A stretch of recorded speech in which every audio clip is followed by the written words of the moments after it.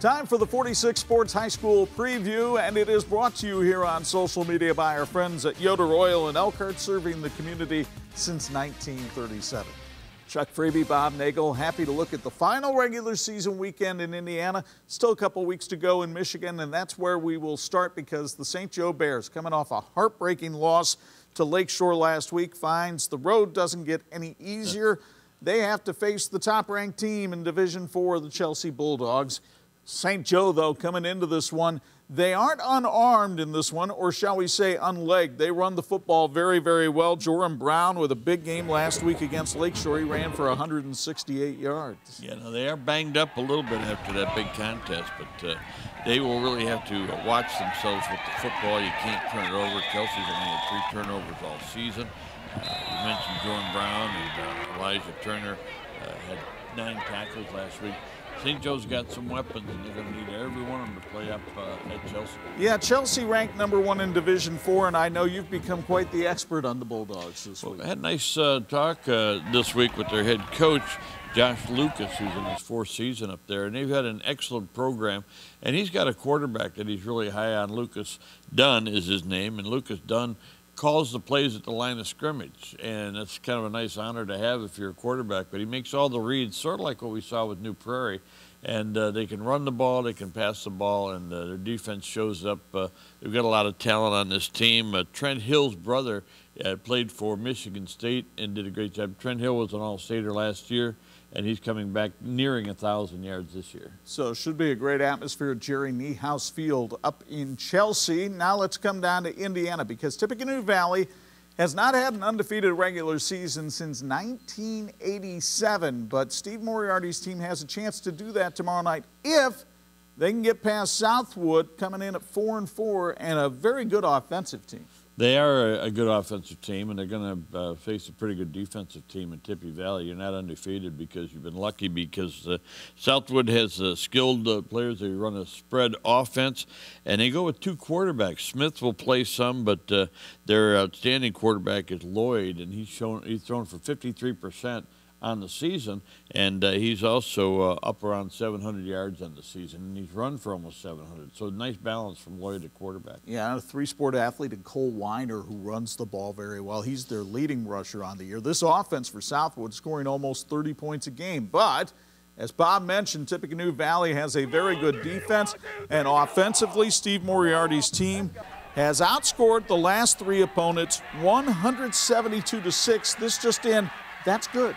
What happened to the 6? Where'd that come from? But I tell you what, playing at home is big for them. They call it Death Valley down there at Tippecanoe Valley, and it's been a tough place for teams to play. Jamison Virgil's an outstanding running back. Wade Melanson.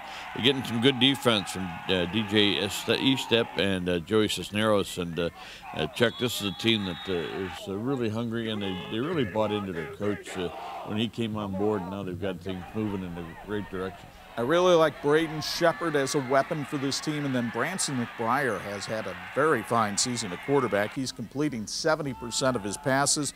Should be an exciting night in Mentone, but then again, aren't they all? Hoosier North Conference lead is on the line, perhaps a conference title for the North Judson Blue Jays, but they really have to go into the belly of the beast. They have to go to Pioneer tomorrow night to win themselves the conference title. They have not beaten the Pioneer Panthers since 2008, and of course everything for North Judson really starts with the talk about the offense, and we always wind up talking about Cheyenne Allen because, well, he's good. He's very good, and they've got some balance to go with him, but Cheyenne Allen can not only run the ball extremely well, he can catch the ball, and you get a nice effort from Edric Harper, their quarterback, who finds him often, and why wouldn't you? And they've got a good 2-way player there in Owen Frazier. I think Harper's going to have to help the passing game as he did in this game against Knox if they're going to beat the Pioneer Panthers, because Pioneer is really the gold standard of that league. They finally lost a conference game this year when they lost to Winnemac. But I'll tell you what, since the 1st of September, the Panthers defense has been playing lights out. Well, what's new there, Pioneer has been a dominant team over the years, 15-1 in their last 16 conference games. And they're expected, obviously, to play well at home. And this is a team that has been doing a great job. Brock Robinson is doing a good job for them offensively. But, you know, they show up, they know how to win. It's a tradition at Pioneer, so it's a great test for North Justin. You're going to win something special, you're going to have to earn it. Robinson is a nice dual-threat quarterback, and Royal Center should be bumping. There might even be a Jack Kaiser sighting with the Notre Dame bye week this week. Well, let's go into the NIC because there are 3 teams that could win the big school division title, could tie for it. The biggest challenge, though, is awaiting New Prairie as they have to go on the road to Rice Field to take on the Elkhart Lions. We saw the Cougars last week against Penn, and they were very impressive. They were very impressive because everybody stepped up. Everybody played extremely well, including that man, Ben Frank. I just was really enthralled with what he did offensively, defensively, and special teams kicking the football. But Marshall Kamichek did a great job. He threw for 119 yards, ran for 78, and they got a good effort again from Noah Munguia, who's a big weapon.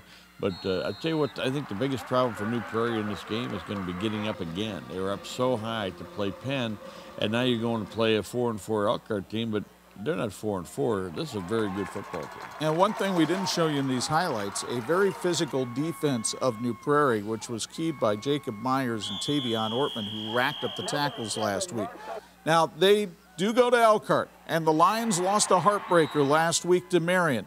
But I think Josh Shattuck's team could be getting healthier, mainly because they can't get any more banged up than they already are. No, and Brady Cooper continues to make progress at quarterback, and it's nice to see that evolution. He's going to really be a quality player. Elias Leonard continues to run the ball extremely well. Rodney Gates is a quality athlete. They've got some really great players on this team who are all coming together. Remember the big hole they had to start the season, graduating 19 starters.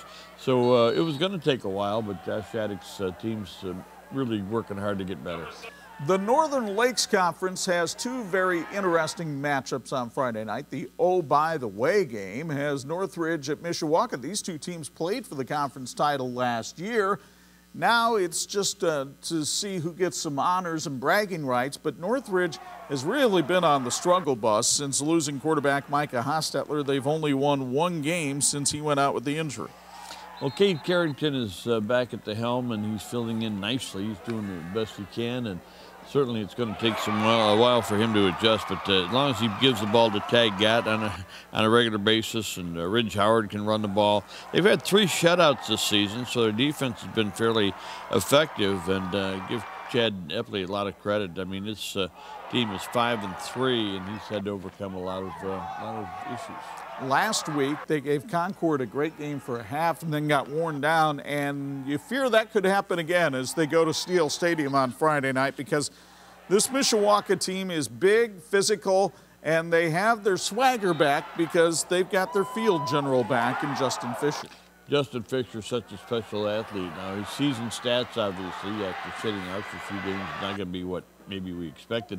But he's still the leader. He's still the guy to go to on short distance. He only played 1 quarter last week. He ran for a touchdown, threw for another one. It was 21-0. And Keith Kinder says, sit down here, son, let your brother play. So Brady ran for a touchdown. But, boy, when that backfield's got players like Gooden and Chaz Hardy and Milan Burris, they're outstanding. And I tell you what, this is a team that got a nice defensive effort from Isaac Valdez, who had a pick 6 last week. Yeah, only giving up 13 points a game on defense. They've had a solid year. And, of course, the Northern Lakes Championship goes on the line at Jake Field. That's where we'll be. For Warsaw and Concord in our 46th game of the week, Bart Curtis's Tigers are 6-0 in NLC play. Warsaw hasn't had a 6-0 team in the NLC for football in 20 years, and there's no secret what they're going to do. They're going to run the football. And they're going to have to overcome a setback. They've got one of their top players, Herman Flores Ortega's out with an injury. So Jay Sawyer stepped in there, and he had 3 touchdowns last week. And he's run for almost 500 yards on the season. They're converting on 57% of their 3rd downs and about 50% of their 4th down plays because they just don't like to punt the ball. If Bart gets 4 downs, he's going to get a 1st down. Meanwhile, defensively, they've played pretty well, but they have not faced too many passing attacks quite like this Concord team. And Hunter Dutton is having a terrific year at quarterback for the Minutemen. 21 touchdown passes, 3 interceptions. You got to give Craig Kaler a lot of credit. You know, he decided to go with what's best for the players that he has. And outstanding effort from Hunter Dutton this year, and he's throwing the ball with a lot of confidence right now. He's got Jack Darcy and Marion Moore, who could make both of us look like good passers at times. Zavin Koltuki and his brother Armin on defense are doing a great job, and they've had 2 shutouts this year. But Chuck, more guys on defense than just the Koltuki. Well, yeah, Ephraim Lake is having a terrific year. I think he spends about as much time in the backfield as some opposing running backs. So it should be a great atmosphere at Jake Field tomorrow night. We're looking forward to it. NLC title on the line will show up to you on TV 46 Friday night 11 and Saturday morning at 9. For Bob Nagel, Chuck Freeby, thanks for joining us here on social media.